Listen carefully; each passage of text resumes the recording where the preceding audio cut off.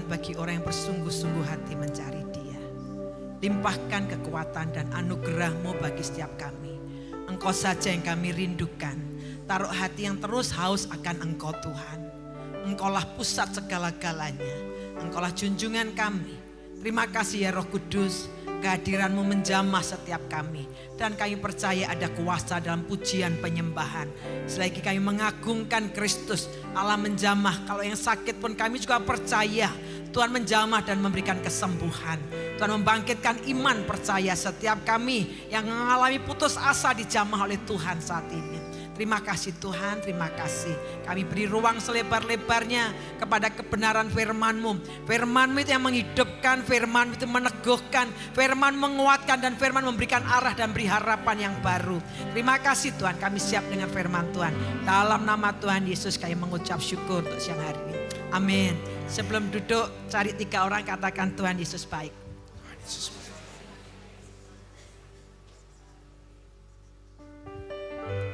Selamat siang Bapak Ibu. Selamat siang Bapak Ibu. Selamat siang. Ada yang datang ibadah pagi tadi? Karena 5 kali khotbah, 5 kali beda. Saya harap Bapak Ibu kalau mau suka dengar teaching, pengajaran, dengerin karena akan menurut saya akan membangun dasar pemahaman kita akan firman Tuhan. Pada siang hari ini saya beri tema Just a Crumb, hanya seperti remah-remah. Hanya remah-remah. Setiap kali membaca firman Tuhan, saya seringkali ketika dalam kondisi tertentu ada teks-teks tertentu yang saya baca sebagai cermin. Karena firman Tuhan itu bercermin, kita sedang bercermin.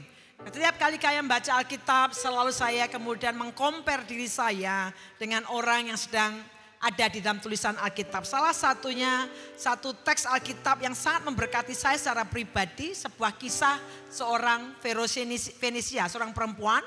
Dia dari Syro-Fenisia, kita akan belajar bersama-sama.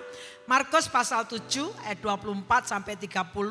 Kita akan lihat nanti hanya 3 poin saja. Dalam 3 poin kita mau belajar sama-sama, amin. Bapak Ibu mau belajar sama-sama.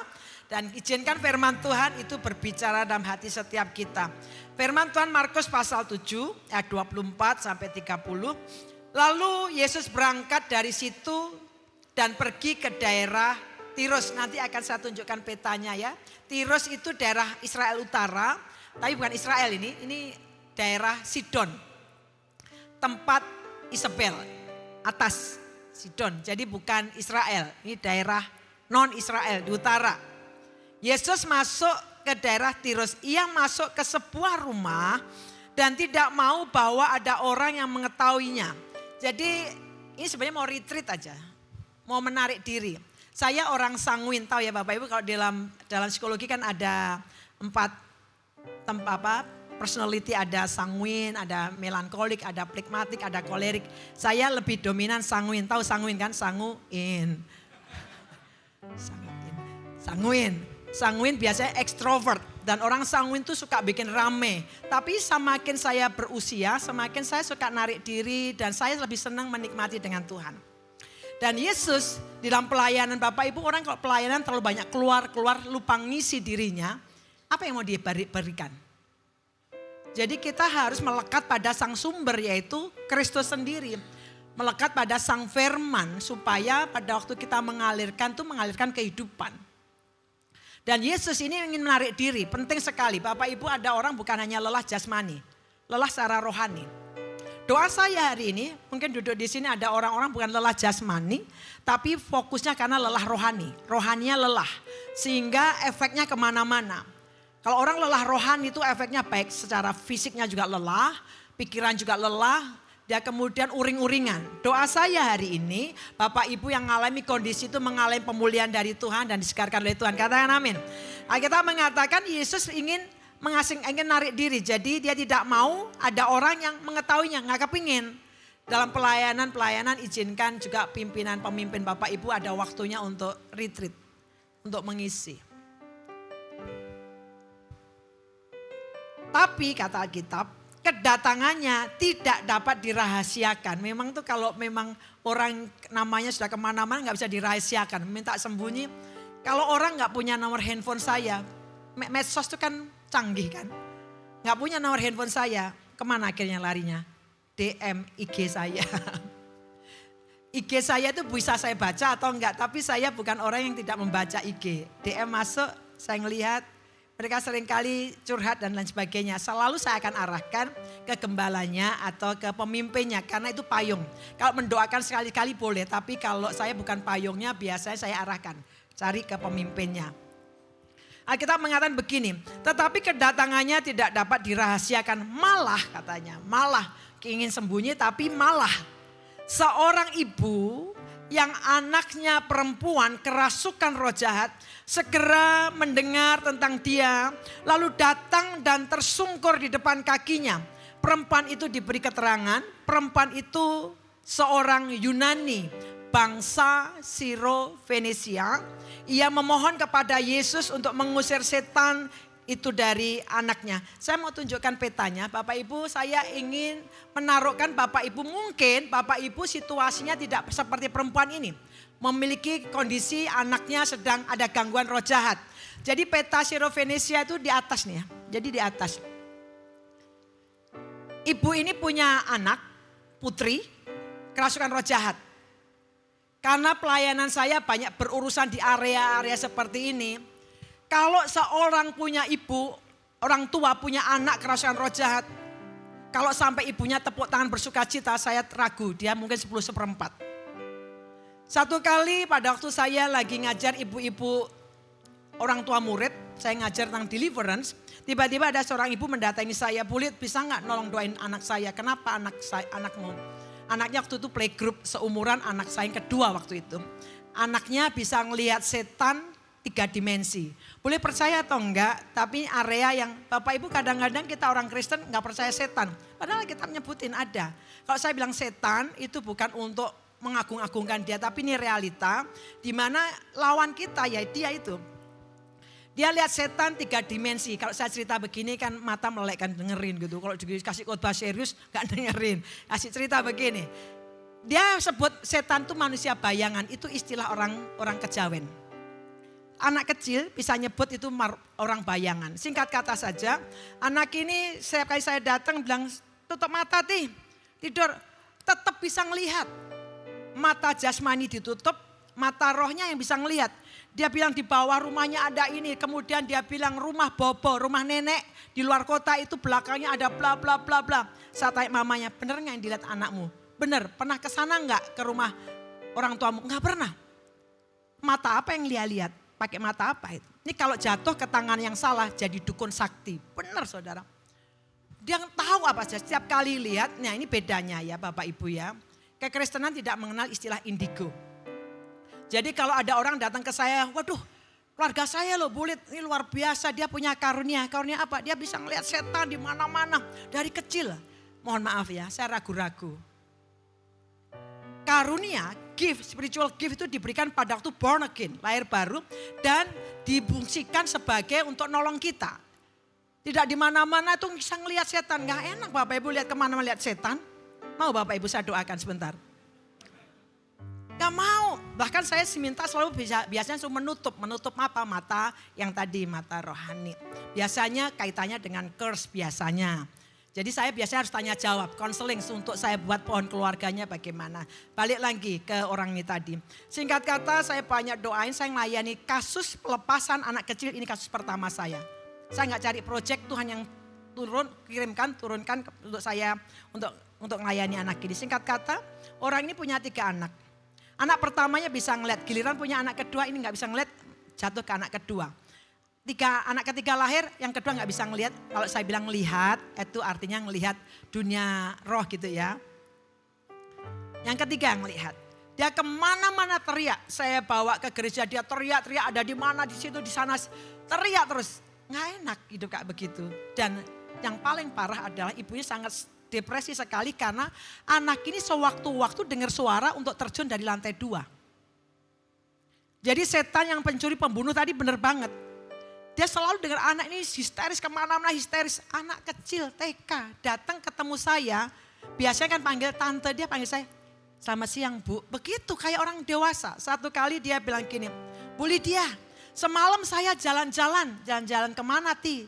Tadi malam saya diajak sama om itu ya, rumahnya merah-merah, dia bilang gitu. Dia di daerah Surabaya, saya tahu. Itu loh, diajak kemana? Jalan-jalan. Saya tanya mamanya, anakmu semalam jalan-jalan kah? Enggak. Astral projection ini. Kalau orang Kejawen namanya Rogo Sukmo, ininya jalan. Ini kalau enggak segera diurusi, sakti aja. Sakti tapi sakti yang untuk pekerjaan gelap ya. Ti, kamu keluar dari sini ya? Iya. Wah ini saya yang bukan orang tuanya aja, saya doa serius untuk anak ini. Saya nangis, nih anak ini gede jadi apa ini? Akan gangguan kejiwaan, gak bisa membedakan manusia yang benar dan manusia bayangan. Akhirnya saya persingkat saja, saya tanya anakmu gak mungkin langsung begini. Ini curse ini. Anaknya satu kali, saya justru diperkaya dengan pelayanan anak ini. Satu kali saya doakan, saya urapin semua. Terus anak ini bilang, Mami, itu saya lihat sendiri sih. Yang namanya burung-burung gagak itu nabrakin kaca. Dia bilang itu orang bayangannya mau masuk, tapi nggak bisa. Di situ saya tahu kuasa pengurapan darah anak domba Allah. Walaupun secara teori saya paham. Singkat kata, anak ini kita doakan ternyata dari kakeknya. Kakeknya itu belajar ilmu namanya masuk ke liang kubur. Orang itu macam-macam loh. Zaman modern sekarang ini masih sekarang kan diupload lagi kan di medsos-medsos tentang santet dan lain sebagainya. Itu sebenarnya apa sih? Ini yang sedang terjadi hari-hari ini. Satu, secara kekristenan kita lelah, suruh tekun, bertekun, pakai itu aja cepet langsung tokcer kan. Akhirnya tanya guamnya, jam sih keluar kan, lebih cepet katanya. Nah singkat kata, anak ini kami layani dari kakeknya nggak dapat, tapi jatuh ke cucunya. Saya bilang nggak mungkin jatuh ke cucunya kalau kalian orang tua nggak buka celah. Pasti ada sesuatu. Akhirnya singkat kata, ternyata Tuhan tuh sayang banget sama keluarga ini. Hanya untuk kasus anaknya akhirnya the whole family ngalamin pemulihan. Saya nggak perlu ceritain semua, tapi artinya begini Bapak Ibu. Kalau kita punya case seperti ini, saya bisa memahami ibu ini. Putrinya kerasukan roh jahat. Sewaktu-waktu bisa ngalami kerasukan seperti anak ini teriak-teriak. Maminya pikir, kata orang kalau ngelewati laut hilang.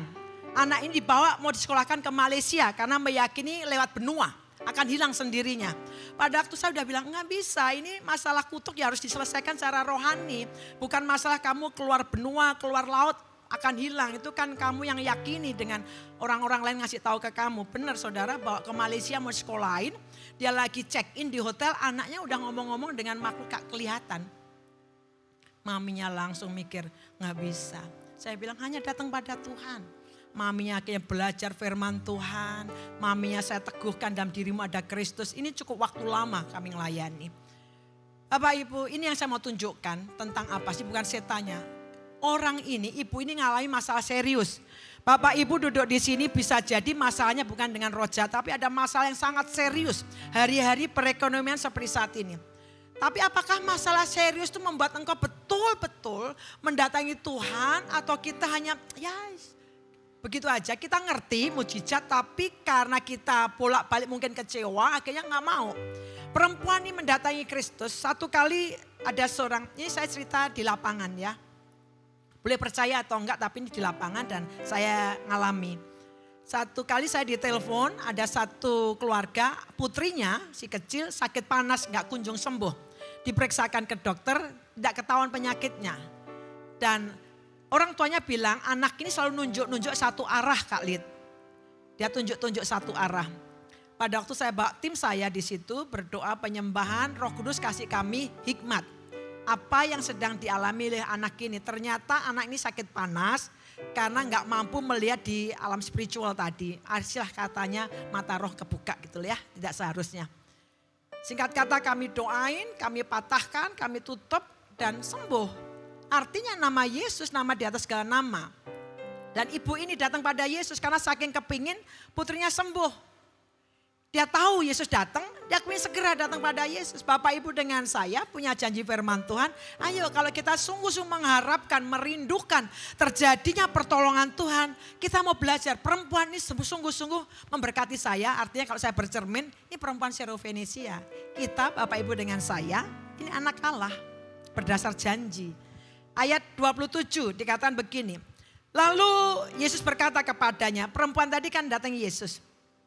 Dia datangnya dengan cara, perhatikan Alkitab, berlutut. Saking memohonnya.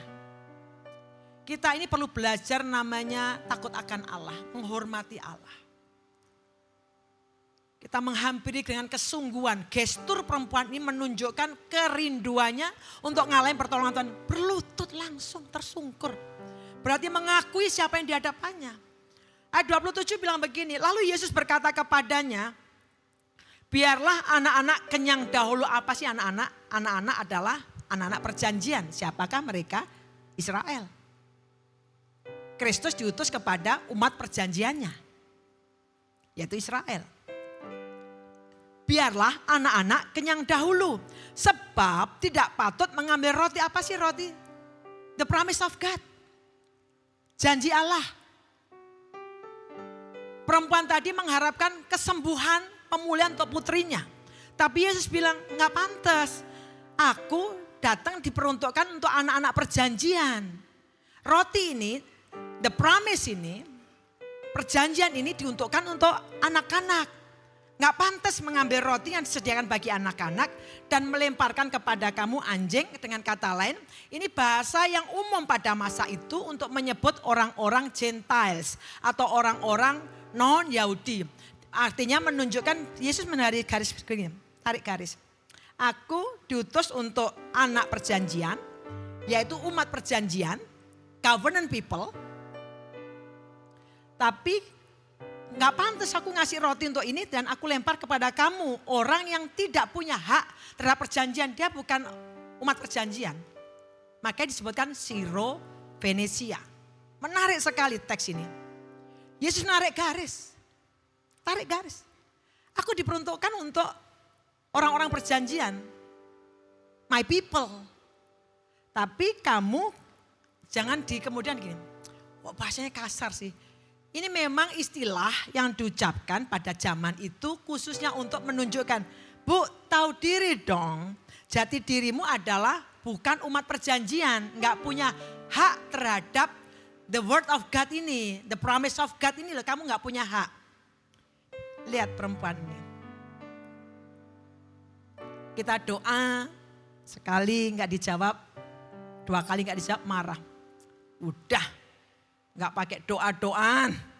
Tapi saya suka sekali. Tetapi ini kan kondisi yang tarik garis. Kemudian tetapi perempuan itu menjawab benar. Ini orang kalau sudah yang punya kerinduan untuk ngalami pemulihan, dia nggak peduli dengan harga dirinya. Kalau ego kita terlalu dikedepankan, itu yang justru menjadi penghalang mujizat. Dia bilang begini, benar Tuhan, tapi anjing, ya dia lahir tidak bisa milih, rasnya nggak bisa milih. Tapi dia bisa milih untuk respon berikutnya.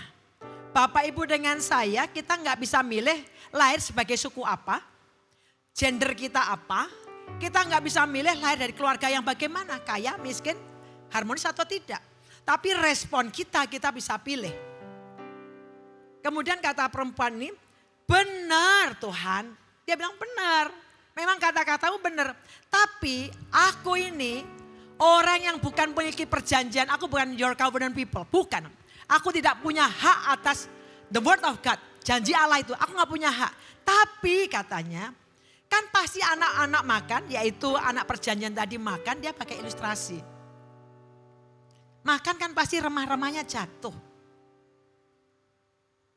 Maka kata Yesus kepada perempuan itu, karena kata-katamu itu pergilah sekarang sebab setan itu sudah keluar dari anakmu. Perempuan itu pulang ke rumahnya lalu didapatinya anak itu berbaring di tempat tidur sedang setan itu sudah keluar. Dengan kata lain perempuan itu datang sendirian, anaknya ditaruh di rumah yang kerasukan roh jahat itu.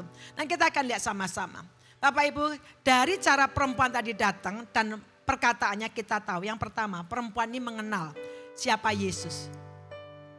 Yesus sebagai Mesias. Karena Alkitab berkata Matius 15, maka datanglah seorang perempuan Kanaan dari daerah itu dan berseru, kasihanilah aku, Yesus anak Daud, Tuhan anak Daud. Ini kalau bahasanya begini ya. Yesus tanya pada murid-murid, menurut kalian aku ini siapa? Kan pertama ditanya, menurut orang aku ini siapa? Murid-murid jawab, kata orang engkau Yeremia, engkau Elia. Tapi menurut kalian aku ini siapa? Petrus maju dengan lantang, engkau adalah Mesias, anak Allah yang hidup.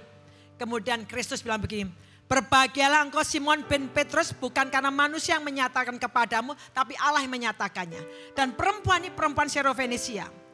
Bapak Ibu akan mengenal Allah ketika Allah mewahyukan dirinya pada kita. Bapak Ibu boleh jadi Kristen. Tapi pertanyaan saya, siapa Yesus bagi hidupmu?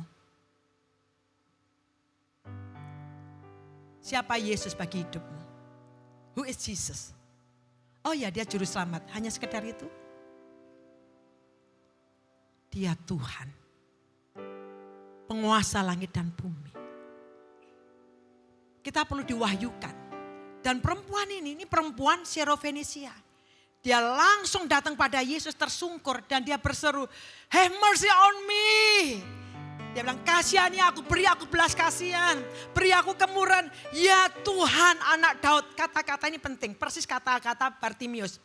"Have mercy on me, Jesus the son of David." Kenapa penting? Berarti perempuan ini tahu bahwa di hadapannya bukan sekedar Yesus yang hanya Yesus. Tetapi dia ngerti persis, Mesias menurut firman Tuhan, perjanjian lama mengatakan, Mesias akan disebut sebagai anak Daud. Mesias akan lahir keluar dari keturunan Daud. Makanya pada waktu dia berkata, engkau Tuhan anak Daud, artinya perempuan Syarofenisia ini mengakui bahwa di hadapannya berdiri Mesias. Bapak dan Ibu ini perempuan Syarofenisia. Nggak ngerti firman Tuhan. Tapi cara dia datang pada Tuhan. Kalau Bapak Ibu datang pada Tuhan, tahu bahwa kita sedang berhadapan dengan Allah, pemilik langit dan bumi. Kita sadar betul apa yang akan terjadi. Dan perempuan ini mendatangi Kristus. Jadi kita ngeliat imannya ibu ini bukan? Iman itu bukan mempercayai untuk sesuatu. Tapi iman itu mempercayai seseorang. Jadi kenapa kita beriman? Karena pribadi yang menjanjikan itu adalah Allah yang hidup. Iman itu bukan sekedar, ya aku percaya. Semua agama percaya. Semua agama punya iman. Tapi iman Bapak Ibu dengan saya, fondasinya apa? Aku percaya kepada pribadi yang aku sembah. Firman-Nya itu ya yang hidup dan berkuasa. Jadi iman itu bukan mempercayai untuk sesuatu, tapi mempercayai seseorang. Percaya akan kesetiaan Allah. Kalau Bapak Ibu jadi orang Kristen begini, Bapak Ibu jadi orang Kristen yang kokoh. Walaupun kondisi saat ini seperti ini, karena kita tahu bahwa hidup kita dipegang oleh Tuhan, pemilik langit dan bumi, yang menguasai segala macam musim, entah musim kelaparankah, ataukah musim kekenyangankah, dia tetap Allah, tidak berubah. Kalau kita paham akan hal itu, kita menjadi orang Kristen yang tidak tergoyahkan. Karena kokoh. Dan iman itu perlu diucapkan. Perempuan tadi bilang kan, kasihanilah aku, Tuhan anak Daud. Itu ekspresi dari hatinya.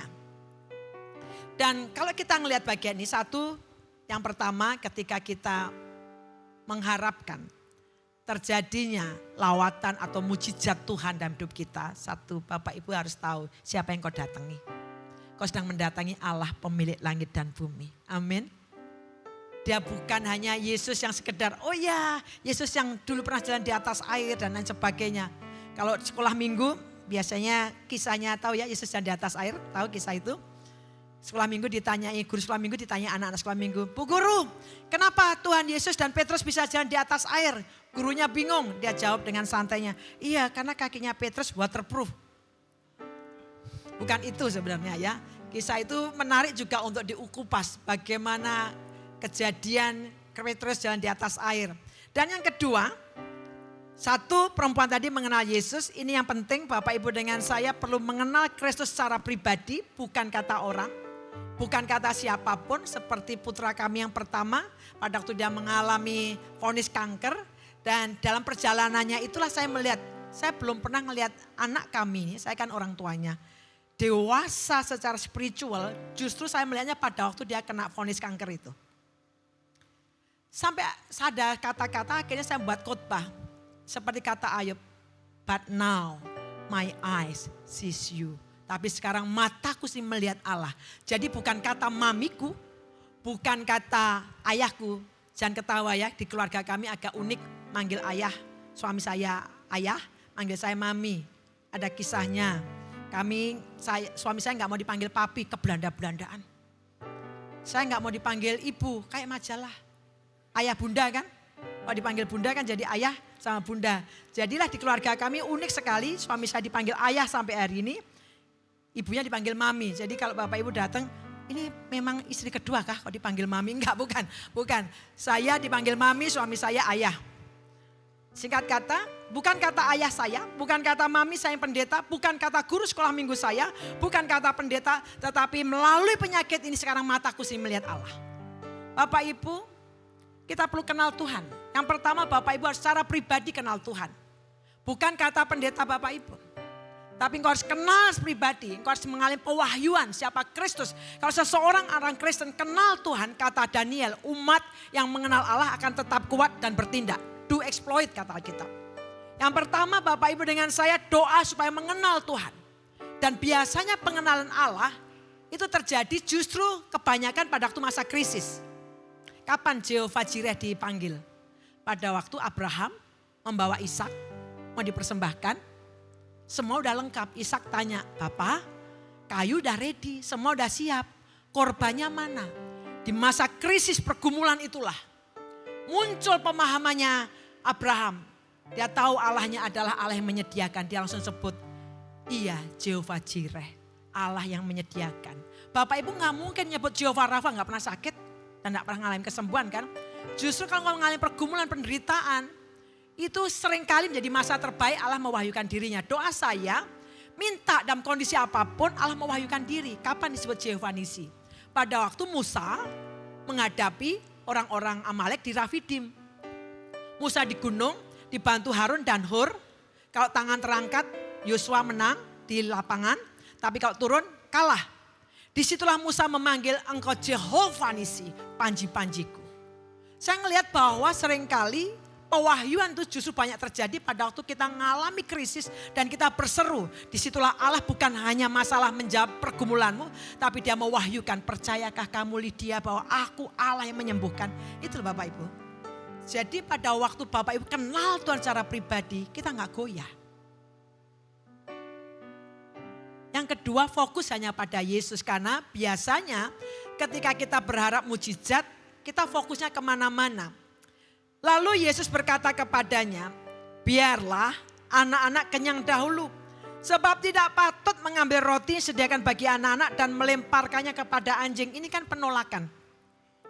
Bahkan firman Tuhan mengatakan di Injil yang satunya berkata begini, perempuan ini teriak-teriak. Saya paham Bapak Ibu. Ketika kita dalam pergumulan, teriakan kita akan keras datang pada Tuhan. Kita akan bersuara memohon meminta belas kasihannya. Dan murid-murid nyuruh Tuhan, suruh dia diem. Muridnya nyuruh dia diem, Tuhan Yesus juga memberi garis. Dengan kata lain sudah ngalamin penolakan. Dan kadang Bapak Ibu dengan saya diizinkan direndahkan. Memang kadang-kadang Bapak Ibu dengan saya, kita akan suka quote firman Tuhan. Allah tidak mungkin mempermalukan orang-orang yang dikasih, ya kan? Kan suka mengquote itu. Tapi faktanya Bapak Ibu dengan saya ngalami masa-masa direndahkan. Lebih tepatnya dipermalukan. Dan kau bertanya mana pembelaan dari Tuhan. Tapi seringkali Tuhan mengizinkan kita dalam kondisi itu untuk melihat kedalaman hati kita. Apakah benar kita mempercayai Tuhan? Kisah sederhana aja ya. Kami dulu kan doa untuk tanah. Kami kan pendeta di sebuah gereja yang fix salary, gajian. Yang digaji bukan masalah jemaatnya banyak, gajinya tinggi enggak, kami gajian. Mau perpuluhannya ratusan juta, kami tetap gajian seperti layaknya pegawai. Singkat kata kami juga merindukan punya tanah. Kami doa, kami keliling akhirnya ada tanah. Biasa pendeta sukanya tanahnya tusuk sate. Atau rumah berhantu. Karena dijual murah. Tanya di sini broker, tusuk sate harganya beda pasti. Bedanya sekitar 50 sampai 100 juta, itu pasti beda. Nah kami ngincer tusuk sate. Doa di situ, waduh suami saya Bapak Ibu kalau doain tanah itu dia belum ada duit tuh keliling dia. Keliling kemudian ambil tongkat, dia kedang-kedangin. Ngapain sekat? Halah laut merah aja terbelah, masa ini enggak katanya dia. Saking begitunya kami kepingin punya tanah. Ceritanya saya perpendek aja dah. Singkat kata, akhirnya kami bisa beli tanah dengan cara mujizat. Ajaib sekali, kami bisa ngangsur dengan ngangsur. Dan kami kalau sudah bangun tanah, punya tanah kami bangun. Jadi sekarang saya belajar, kalau doa lebih baik minta rumah langsung aja. Kalau tanah doa 2 kali minta bangun. Jadi di situ saya belajar, ntar kalau doa langsung rumah aja Tuhan. Jadi saya nggak pusing untuk bangun. Kami tanah, imannya iman tanah masih. Jadi kami doa akhirnya minta bangun. Dan waktu bangun, waduh iman suami saya segede luar biasa. Akhirnya kami merancang, kami sewa orang untuk gambar. Gambarnya udah kelar, udah jadi. Cari kontraktor dong. Masa bangun sendiri pakai Roro Kidul kan, nggak mungkin kan. Jadi akhirnya singkat kata, kami datangi ini kontraktor, dia Kristen.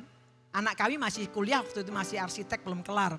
Udah, singkat kata, kontraktornya hitung-hitung, terus dia tanya, Bapak udah ada duitnya enggak? Suami saya jawab, belum.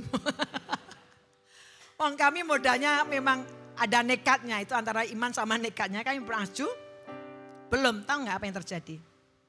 Kontraktornya Kristen, saya anggap dia tidak sedang mempermalukan kami, itu hanya tes iman kami sebenarnya.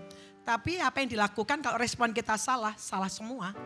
Di depan kami, di hadapan kami, dia sudah bikin surat kontrak.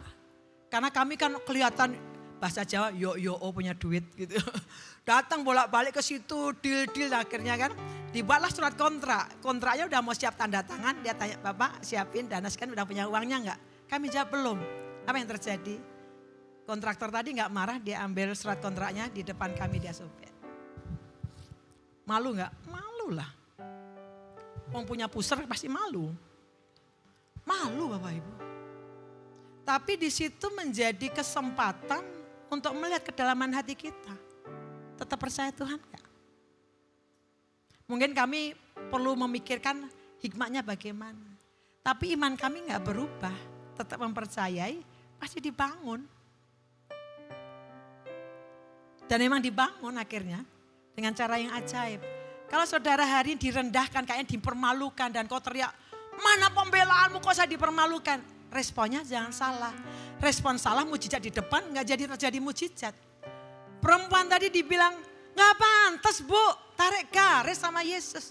Hal yang sama ketika Tuhan ngajar saya tentang, saya rasanya pernah cerita ini tapi saya akan ceritakan. Mungkin saya ke ibadah yang lain pada waktu itu. Saya cerita pada waktu putra kami kan kuliah di Sydney. Itu biaya mahal banget Bapak Ibu. Saya cerita ini bukan untuk apapun, tapi anak ini masuk ke sana karena mujizat Tuhan. Mujizat Tuhan. Kisahnya sih ada lucunya. Untuk nyekolahkan anak di Australia, semua orang bilang kamu gaya ya. Nyekolahin anak di sana, gajimu itu loh berapa? Gaji saya digabung mas suami hanya cukup untuk bayari kosnya aja. Selesai itu gak bisa bayari SPP-nya, gak bisa bayari juga untuk uang hidupnya. Singkat kata anak ini kan untuk belajar ke sana dia Ariel mau belajar di Australia, di Sydney. Dia ambil kuliah arsitektur. Tapi untuk visa kan namanya orang gak pernah, saya kan orang gak pernah nyekolahkan anak ke luar negeri. Jadi mohon dimaklumi karena uangnya ada nomor serinya. Dan apa yang saya ceritakan bukan nomor seri uangnya tapi mujizat Tuhannya. Ternyata perlu uang yang ada di tabungan saldonya minim 500 juta untuk ngurus visa student. Boro-boro 500 juta. Nolnya dikurangi aja juga enggak ada.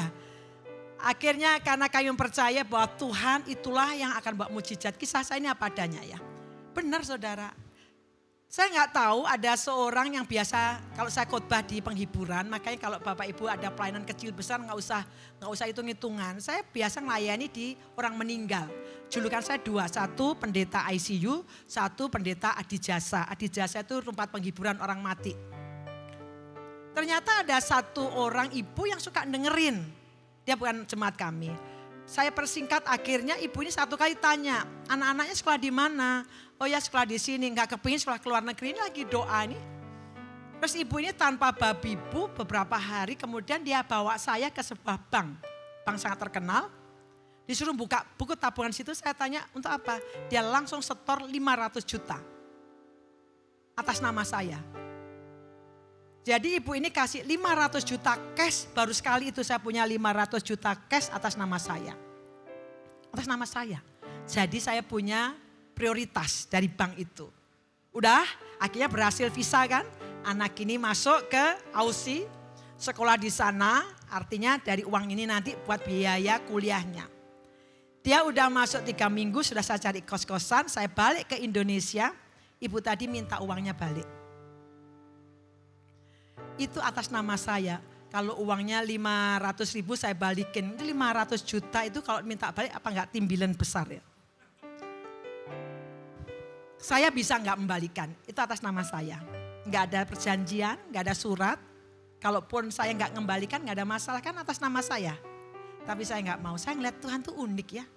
Cara nolong makanya Bapak Ibu jangan mudah tersinggung, jangan baperan. Tuhan tuh unik-unik. Saya bisa ngotot tuh uang saya kan udah dikasih. Masa diminta lagi? Memang awal-awalnya kelihatan kok aneh gitu. Tapi ternyata itulah cara Tuhan. Saya kasihkan semua. Sampai hari ini bukti tabungannya kalau nggak percaya ntar tak fotoin tak kasih ke Pastor Irwan. Ada 500 juta itu. Tapi sekarang udah kosong. Kan udah diminta. Dan disitulah saya harus ngalami kondisi begini. Waktu anak ini sudah tidak ada saldo lagi. Saya bingung membayarnya gimana. Saya kepingin untuk narik anak ini balik lagi ke Indonesia. Orang-orang sudah mulai pada celometan. Seperti murid-murid. Suruh dia diam, suruh dia diam. Mulai banyak ngomong, Lydia ini sok, ini anaknya. Dia nggak punya duit sok-sokan. Kalau ke Amerika banyak beasiswa. Ini anak ke Australia terkenal sekolah mahal. Kok sekolah di sana? Saya bukan sok-sokan. Cara Tuhan saya bilang, Rel lihat cara Tuhan bawa kamu. Mami bergumul, saya waktu itu nangis terus tiap malam. Apa yang Tuhan bicara ke saya, itu pentingnya Bapak Ibu dalam masa susah perlu pewahyuan dari Tuhan. Kalau baperan gak dapat mujizat. Saya nangis terus, saya bergumul. Saya bilang Tuhan saya membawa pulang anak ini ke Indonesia, saya gak malu. Saya gak nyuri, saya gak nipu orang. Saya bawa balik ke Indonesia, toh di Indonesia banyak pendidikan juga bagus. Saya gak malu. Tapi anak ini kau bawa masuk ke Australia dengan cara yang luar biasa. Apa yang saya lakukan? Saya nggak mau buru-buru. Bapak Ibu jangan terburu-buru ngambil keputusan sebelum kau mendapat conviction dari Tuhan. Saya pernah khotbah di sini asking for confirmation. Singkat kata Tuhan cuma bicara satu aja. Pelajari kenapa Petrus tenggelam ke dalam air. Uangnya nggak turun, tapi saya suruh pelajari Alkitab. Pelajari kenapa Petrus tenggelam dalam air. Saya kan jawabannya ada di situ, tapi karena namanya orang stres, frustasi. Saya buka semua Alkitab, Alkitab Matius, Markus, Lukas, Yohanes. Saya buka memang hanya dicatat di 3 Injil. Saya buka, saya pelajari, setiap malam itu saya pelajari, saya renung karena saya perlu uang untuk membayar nih anak. Kondisinya Alkitab mengatakan bagus sekali. Murid-murid disuruh Tuhan mendahului naik perahu. Alkitab mengatakan pada waktu di tengah-tengah terjadi angin sakal. Itu yang terjadi pada saya. Tahu gitu uang diambil mendingan gak usah transfer. Jadi saya gak nyekolahkan dia ke Australia. Aman kan, gak ada pergumulan. Sama kayak murid-murid, udah di tengah jalan. Mau maju masih jauh, mau mundur sudah terlanjur. Itu yang terjadi. Bukankah ada di sini ada orang yang sudah, kan Tuhan suruh. Kenapa saya ngalami masalah seperti ini? Di tengah-tengah itu mereka ini nelayan sudah ngerti tentang ilmu penelayanan dan tentang angin. Tapi gak menolong. Capek, lelah. Dan Alkitab mengatakan Yesus tadi berdoa dan melihat betapa payahnya mereka. Bapak Ibu kalau engkau dalam kondisi sepertinya betul-betul terpuruk, jangan berhenti dulu. Mungkin kau dipermalukan kayak perempuan nih. Saya udah ngalami gimana surat kontrak dirobek, dipermalukan tentang putra kami ini.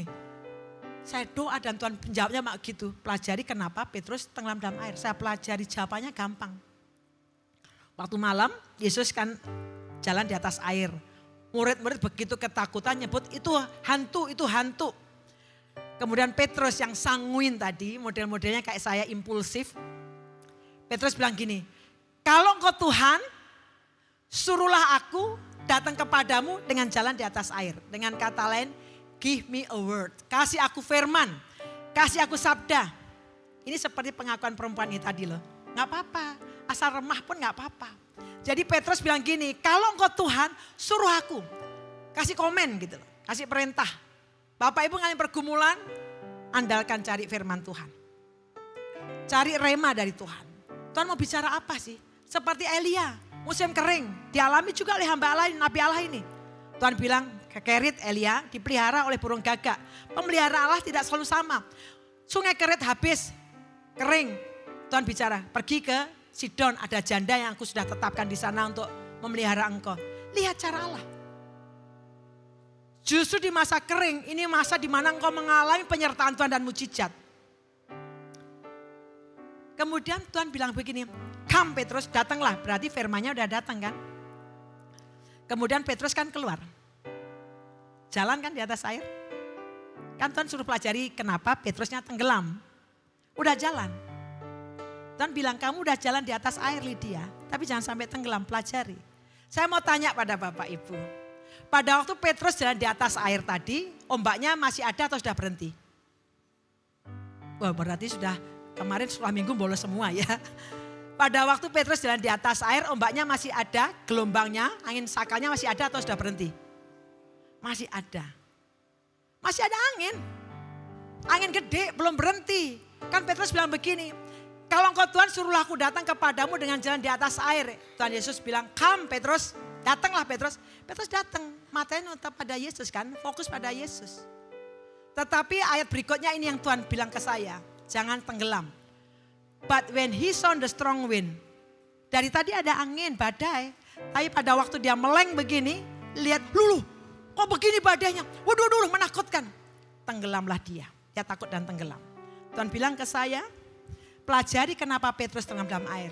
Kamu sudah jalan di atas air. Anakmu kubawa ke Australia, aku yang mengizinkan kamu jalan di atas air. Jangan sampai tenggelam. Artinya apa? Fokus kepada Sang Firman. Orang bisa ngomong macam-macam. Fokus kepada Allah yang buat keajaiban. Badainya banyak Bapak Ibu, saya gak mau ceritain. Saya tergopoh-gopoh setiap kali bayar SPP. Waduh minta ampun. Saya kalau ulang tahun kadang-kadang dikasih hadiah kado emas itu sampai habis ludes saya jual emas. Saya terkenal jual emas. Sampai ludes, sampai tinggallah emas yang 53 kilo. Yaitu beratnya suami saya. Tapi gak bisa dijual. Udah ludes. Saya tuh sampai hari ini ketika anak ini lulus kuliah arsitektur dan sekarang kerja, saya cuma bilang Ariel, Tuhan. Kalau mami hitung-hitungan di atas kertas, udah Ariel, itu proyek yang gak masuk akal. Pada waktu nyekolahkan anak ini Tuhan suruh saya catat, saya tulis. Jangan batasi Tuhan Bapak Ibu. Kalau fokus kita kemana-mana, itu kata Alkitab, bimbang itu mata fokusnya kemana-mana, itu juling, lihat kemana-mana. Alkitab bilang fokus pada Yesus. Perempuan ini ditolak, gak pantas Bu. Kamu siapa?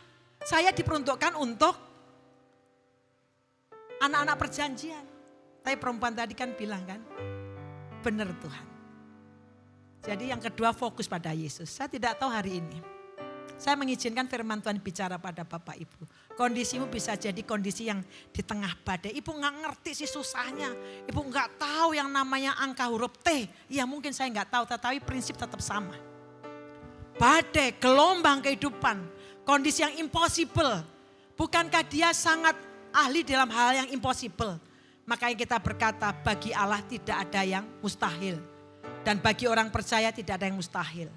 Hanya karena tidak masuk di nalar kita berkata nggak mungkin. Betul nggak mungkin secara nalar. Tapi Allah bekerja supranatural. Amin. Apapun yang kita alami belajar dari perempuan ini. Ini perempuan Sero Venesia. Yang ketiga yang terakhir. Imannya nggak gampang patah. Setiap kali kita dijawab tidak. Kita kemudian enggan lagi mendoakan. Di keluarga kami, anak-anak kami doanya ya itu-itu aja. Kalau kami menggilir doa, anak satu doanya itu-itu aja. Tapi doa itu-itu saja tadi seperti ngetok pintu itu. Keep asking, itu bahasa aslinya itu sebenarnya keep asking. Teruslah menerus meminta. Keep knocking, terus meneruslah ketok pintu. Bukan ketok pintu sekali gak dijawab, udah Tuhan engkau gak luar biasa. Bukan, keep asking. Keep knocking. Ada sesuatu yang terjadi miracles, mujizat seketika, nggak perlu pakai lama. Saya selalu pakai ilustrasi ini untuk memudahkan Bapak Ibu paham. Dulu ketika kelahiran anak pertama, sebelum lahir, ini kan saya hamil. Itu untuk memudahkan Bapak Ibu membedakan, ada yang miracle yang terjadi seketika, tapi ada yang Bapak Ibu tekun. Saya harus bedakan tentang hal ini supaya punya pemahaman. Ada kalanya harus segera.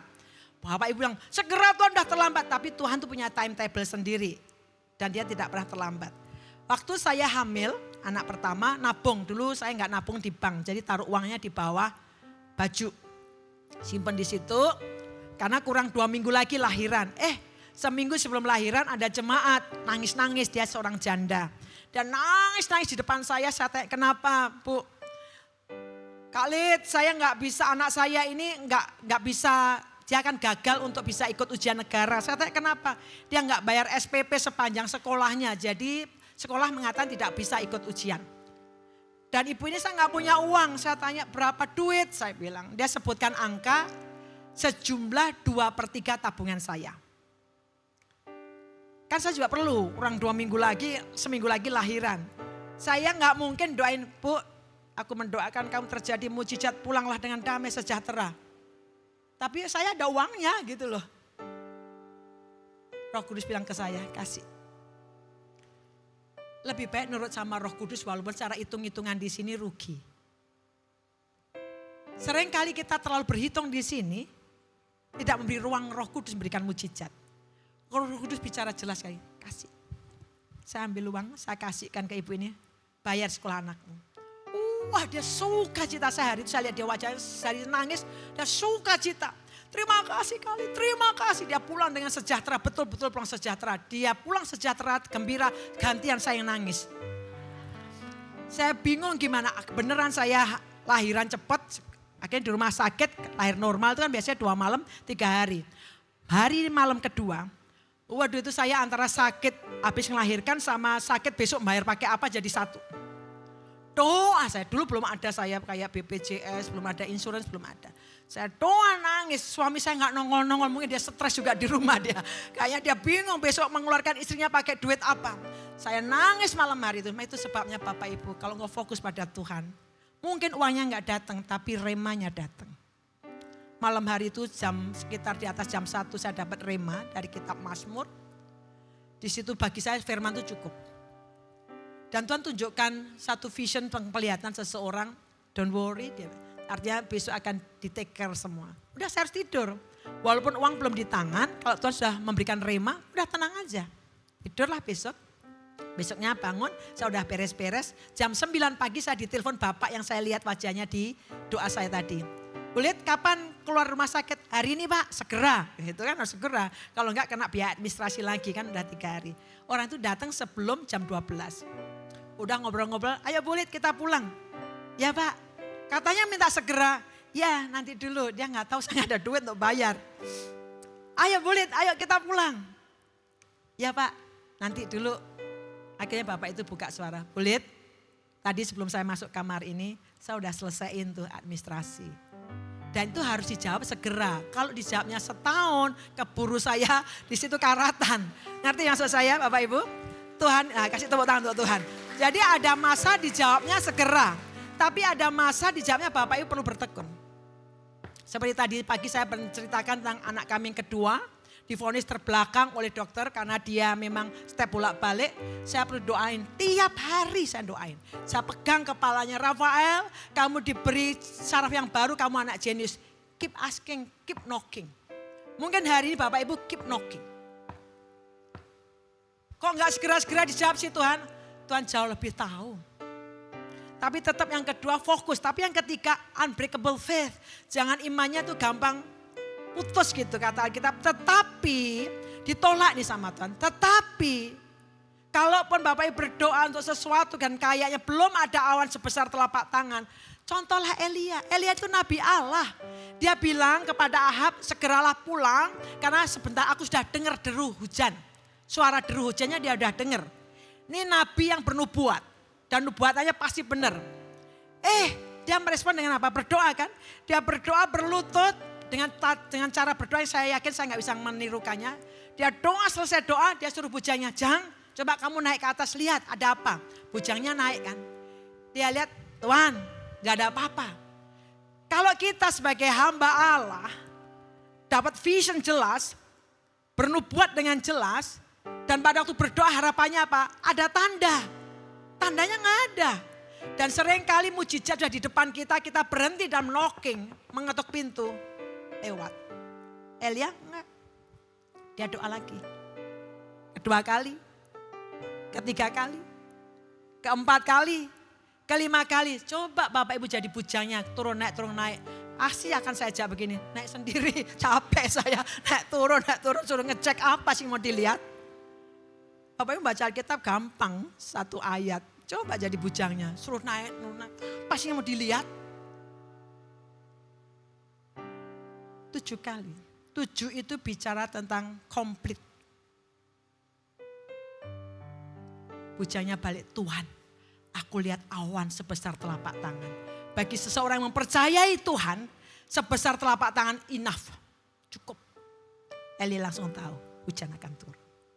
Dia Nabi Allah. Di situ menunjukkan apa sih? Persistence, konsisten. Di dalam knocking, minta maaf kalau pecah. Knocking. Hari-hari ini, unbreakable faith. Tetapi perempuan itu mendekat dan menyembah dia sambil berkata, Tuhan tolonglah aku.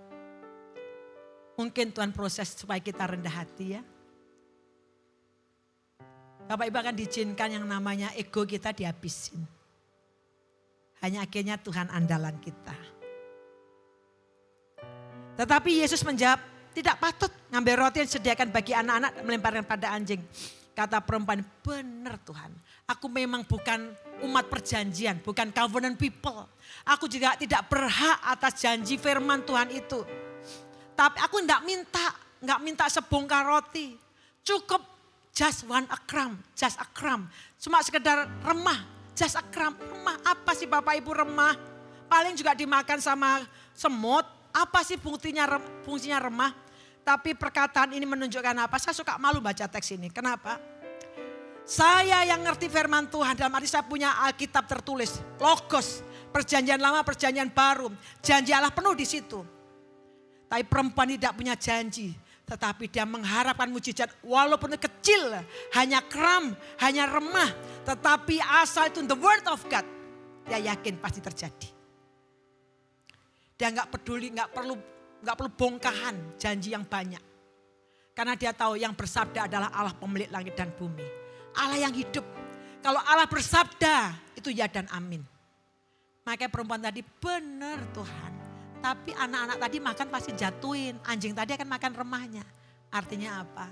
Dia tahu kalau itu firman Tuhan walaupun cuma satu potong. Dia yakin berkuasa. Dan lihat perkataan Kristus. Saya suka sekali bagian ini. Markus 7. And he said to her. Dan dia bicara pada perempuan ini. For this statement. Statement yang mana? Gak apa-apa. Anjingnya makan remah artinya menunjukkan unbreakable faith. Heran Yesus lihat perempuan ini. Luar biasa dengan orang. Saya mau tanya, pernahkah Tuhan menghardik seseorang kegedean imanmu itu lid? Pendeta, gajian, boro-boro nyekolahkan anak, punya iman nyekolahkan anak ke luar negeri.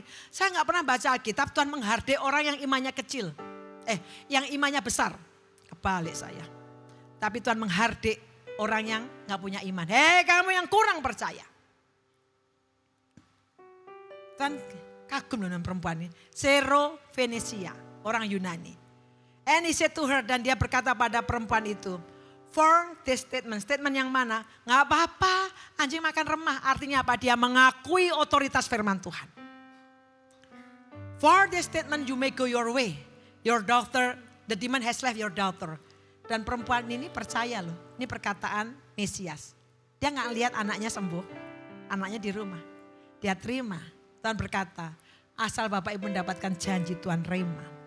Pegang baik-baik. Dia pulang dengan yakin. Alkitab mengatakan pergilah sekarang sebab setan sudah keluar dari rumah anakmu. Waktu dia pulang dia nemui anaknya sudah sembuh. Amin. Jangan-jangan mujizat ada di depan mata kita. Hanya karena kita direndahkan, kita marah. Tapi izinkan Tuhan bekerja. Satu, kita kenal siapa Allah kita. Saya undang pemain musik maju ke depan. Yang kedua, fokus pada Yesus. Semakin banyak informasi kita kebingungan. Makanya waktu Tuhan Yesus mau mendoakan anaknya Yairus, Kan semua pada bilang jangan susahkan guru. Udah mati anakmu. Tuhan Yesus bicara pada Yairus, masuk, tutup pintu. Ada kalanya Bapak Ibu punya noise cancel. Telingamu ditutup untuk suara-suara yang membimbangkan engkau. Suara-suara saya banyak membimbangkan. Suruh bawa anak ini pulang, saya dianggap saya dianggap sombong. Saya bilang, Tuhan apa yang saya mau sombongin? Duit gak punya, nyekolahkan anak, apa yang mau disombongin? Mau gaya-gayaan menunjukkan bahwa ini anakku sekolah di luar negeri. Tuhan kau tahu hati saya. Izinkan Tuhan aja nyelidiki. Kalau kau dengarkan banyak perkataan orang, pusing, bingung dan kau akhirnya marah. Punya noise cancel. Izinkan Tuhan. Makanya Tuhan bilang pada Yairus, tutup pintu. Dia cuma ajak 2 muridnya. Anakmu tidur. Mungkin orang tertawa, tapi Tuhan bilang anakmu tidur. Mujizat terjadi bukan? Seringkali kita mengedepankan ego, tidak sabaran. Tapi doa saya hari ini Bapak Ibu dapat rema dari Tuhan. Minta rema. Kau dalam kesulitan, pergumulan. Saya tahu apa artinya. Segera Tuhan, udah kepepet ini. Aduh Bapak Ibu, saya sering bolak-balik nervous kayak gitu. Dan akhirnya dari peristiwa demi peristiwa saya belajar bagaimana mengelola uang Tuhan. Supaya saya jadi berkat bagi orang lain. Kejadian demi kejadian itu menolong saya bijak sebenarnya. Ya hari ini, ayo kita datang pada Tuhan. Fokus hanya pada Tuhan. Mari kita menghampiri Dia dalam penyembahan.